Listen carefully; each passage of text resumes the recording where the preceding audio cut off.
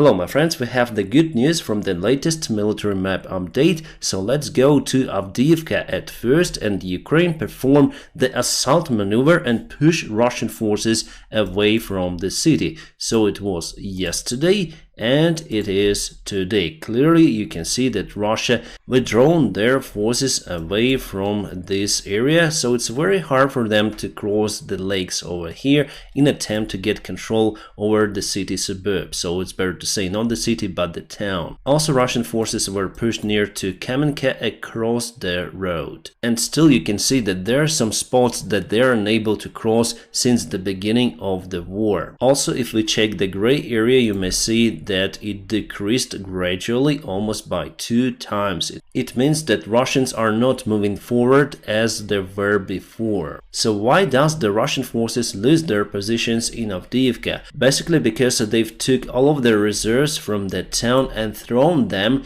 to the Bakhmut city. For now, the main goal for the Russian army and personally for Putin is to get the Bakhmut city under the full control till the 9th of May, the parade date, where Russia celebrates the victory in the Great Patriotic War. However, today the Russian army and the Wagner forces were not so successful in the Bakhmut city, and you may see the timeline. It was before and it is today, so we pushed them away from those buildings. Yes, the fighting in the city is happening for each building and for every street, and now it's very intense. However, there is the probability for the Wagner forces to withdraw from the Bakhmut completely. At least Prigozhin said about it in his interview. You see that there is the clear confrontation between the Russian regular army and the Wagner soldiers. Shoigu and other high-ranked military Russian officials are not willing to see Prigozhin getting some points in front of Putin. That is why they try to cut as much supplies as possible, and the Russian bureaucracy machine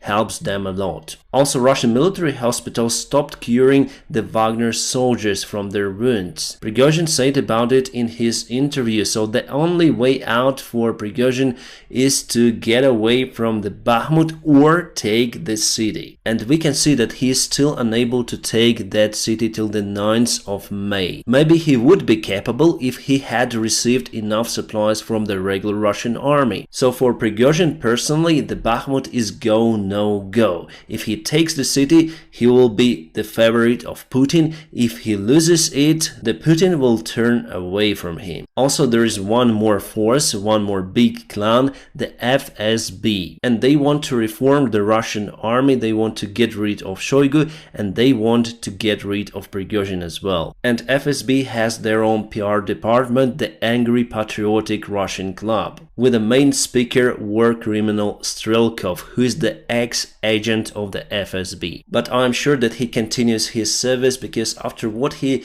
told about Putin and about this situation with the Russian military command, he should have been in a prison long time ago, but no, he was able even to declare the new force. Yes, I forgot to tell you about the Vuhledar. There is the update for this gray area. Russia moved their forces out from this place, so some of the fields got freed from the Russian occupiers over here, but not significant change happened for a long time actually in Vuhledar. Alright, a couple of words about the Russian military clans and what they want. Actually, each force that I told you about, the regular Russian army, Shoigu, Prigozhin and FSB, they want Ukrainian army to start the counterattack. Prigozhin openly wants the Russian army to be defeated by the Ukrainian army, and he says that it's one of the ways out. In that case, he will be the favorite commander of Putin and he may get more resources. Shoigu and the Russian army, they want the Ukraine to start a counterattack, but only in the Bakhmut city to defeat the Wagner army. And FSB wants both of those forces to be defeated, because in that case they may put their own leaders in ruling of this situation. What we know from the leaks, that Putin is kind of angry on FSB because they presented the wrong materials about the political and social attitude of Ukrainian people towards the Russian Federation. So Putin really thought that there will be not a big fight against the Ukrainians.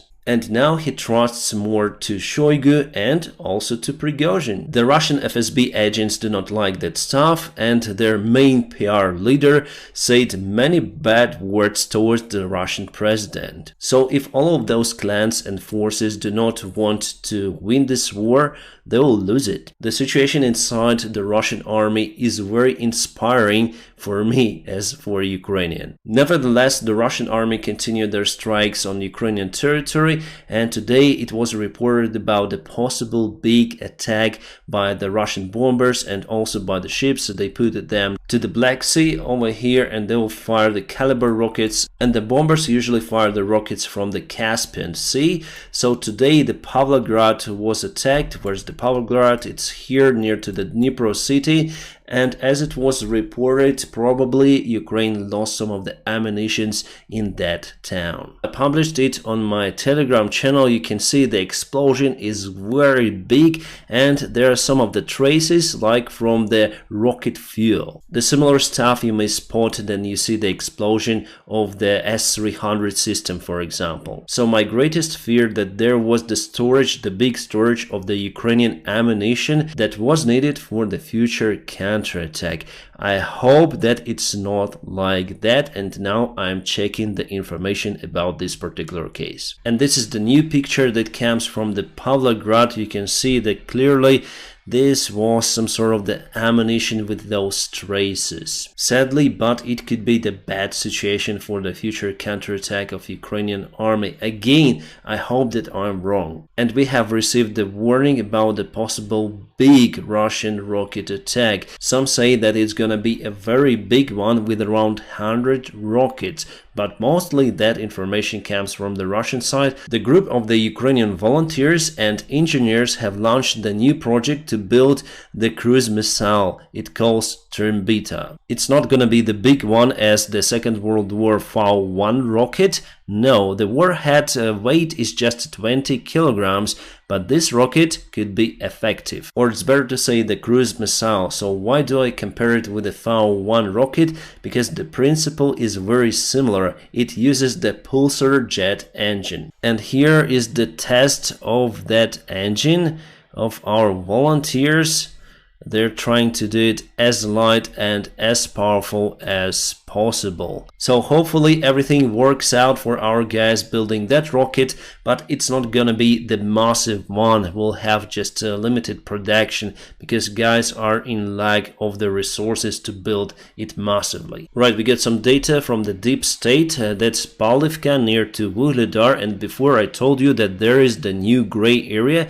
That happened because of the fighting that intensified on the left flank of the Russian forces. The guys from the deep state said that the left flank of the Russians is very weak out there, so we may use, I think, this time to counterattack this a little bit. But again, we have the natural obstacle, the lake and the small river over there that is hard to cross with the heavy armored vehicles. And there was so much critics towards the Ukrainian side saying that we eliminated the fisherman, the civilian who wanted to fish near to Kherson area in one of those islands. But actually it's not like that, because even though this guy wears the civilian clothes, he got couple of the RPGs or something in his boat. So this is the anti-tank, let's say, device that we think that was on that boat, 2 units of those, even with the marking. But Russians now say that those are the special boxes to stow the fishing equipment. Well, I can tell you as the person who used to live during the summertime in Cherkasy,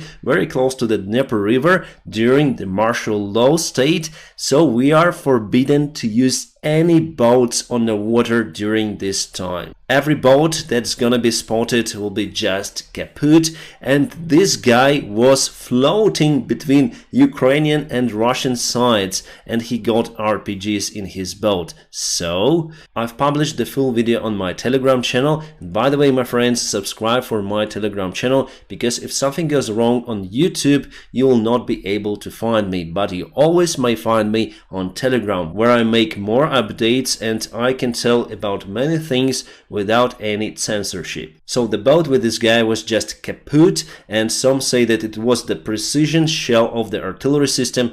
No, my friends, it's not possible, or it's better to say it's almost impossible. And from the information coming from the military command of that area, it was just the mine that was floating also on the way out from this channel. So this guy was just unlucky to hit it. The mine was closer to this place, and that's it. Ukraine could launch the offensive operation against Russia at any moment, but I guess we are just waiting for the better weather. But we cannot wait for a very long time, because we need to move our forces. We are unable to store them at the one place for a very long time, because as you saw today in Pavlograd, probably it was the attack on the ammunition warehouse of the Ukrainian army. And Russia still has the tools to do it. They have the cruise missiles, they have aviation, and Ukraine is unable to cover all the sky over Ukraine with the help of the air defense systems. And some of the dark humor from the producer of the plastic bags in Russian Federation. They say that they will support the special military operation from each plastic bag they sell. So they have the special the special advertisement marketing. You can see if you buy the plastic bag, it belongs to ZOV. I think that they should give them for free to the Russian army for the humanitarian support, let's say. My friends, now please press the like to this video, and also if you want to support my job, you may always find the links in the video description just below. You may also support me on Patreon or on the sponsorship of this YouTube channel. Thank you so much for your help and your support. I wish you all a peaceful sky wherever you are, and have a great time.